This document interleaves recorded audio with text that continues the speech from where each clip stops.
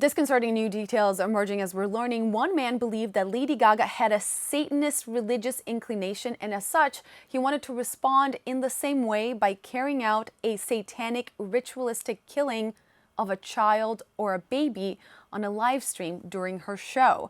This man had been watched by a U.S. consulate who alerted authorities in Rio de Janeiro, and now he's charged with terrorism and inducing crime. In total, 15 warrants of search and seizure were carried out across Brazil in 4 different states. This is also unfolding as we're learning an extremist group that communicated on Discord was posing as little monsters or Lady Gaga fans online, recruiting participants, including underage people, to orchestrate attacks with improvised explosives and Molotov cocktails at the concert. The leader of this organization was arrested in southern Brazil for illegal possession of a firearm, as well as a teenager who was in possession of child pornography.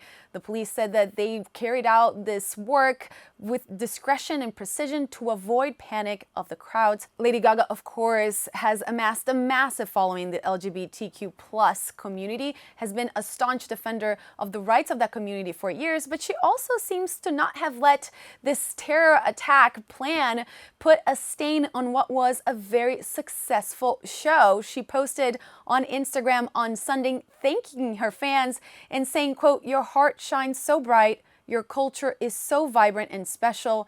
I hope you know how grateful I am to have shared this historical moment with you."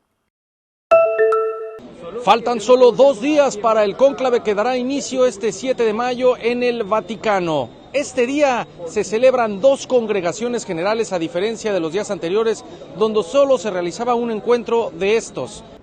Ya llegaron todos. Ya están los 133 cardenales que participarán en el próximo cónclave que inicia el 7 de mayo. Así lo informó el vocero de prensa del Vaticano, Matteo Bruni.